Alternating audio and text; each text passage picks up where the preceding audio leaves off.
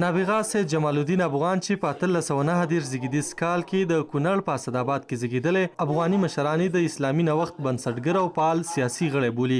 هر کال په کابل کې د نوموړي په ویاړ علمي او څیړنیز سیمینار جوړیږي چې د ازل د اطلاعات او کلتور وزارت د سرپرستي وزیر ترڅنګ افغانستان کې د مصر سفیر او یو شمېر نورو علمي او فرهنګي څیرو په خپل ګډون سره په دوامدار ډول د نورو سیمینارونو د جوړولو یادونه وکړه.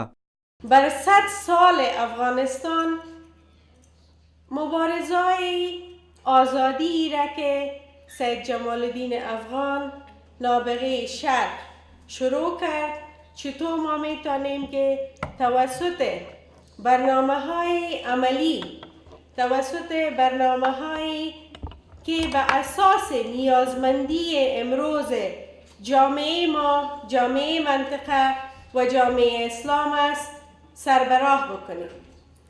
دلیلی که ما خواستیم این برنامه را وسعت ببخشیم، یعنی از افغانستان براییم و به طرف منطقه رو بکنیم. افغانستان لپاره د مصر سفیر نابغه افغان نه یوازې د افغانستان ویاړ وګاڼه، بلکې نوموړی د ټولې سیمې او نړۍ لپاره علمي څیره وبلله. دا یوه ښه موقع ده چې نور پوه شي سید جمال الدین افغان څوک و، په کوم ځای کې پیدا او کومې لاسته راوړنې نړۍ ته په میراث کې پرېښودې. په نابغه افغان به راتلونکي کې مستند فلم جوړ کړو او په نوي کال کې مو نږدې 100 بورسونه افغان ځوانانو لپاره چمتو کړي چې مصر کې زده کړې وکړي. موږ او افغانان سره 9% نږدې کلتوري او عنعنوي ورته لرو. په نابغه افغان جوړ شوی سیمینار کې د هغه په ژوند لنډ جوړ شوی فلم هم وړاندې شو او له ولسمشرۍ ماڼۍ راغلی پیغام هم ولوستل شو.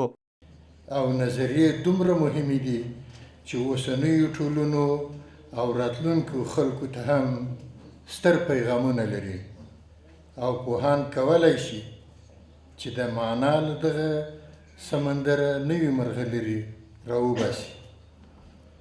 د کونړ د سردرو دغه نابغه د 19مې پیړۍ تر زیاترو مفکرانو مخکې د اسلامي ټولنې اساسي ستونزې وپېژندلې او په حل لارو یې پوه شو.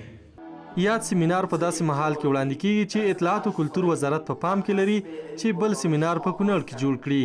سید جمال الدین افغان د 1890 کال د مارچ په 9 استانبول کې له دې نړۍ سترګې پټې او همالته خاورو ته وسپارل شو، خو په 1944 کال د افغان حکومت په غوښتنه د نوموړي جسد افغانستان ته راوړل شو او د کابل پوهنتون په انګړ کې بیا ځلې خاورو ته وسپارل شو.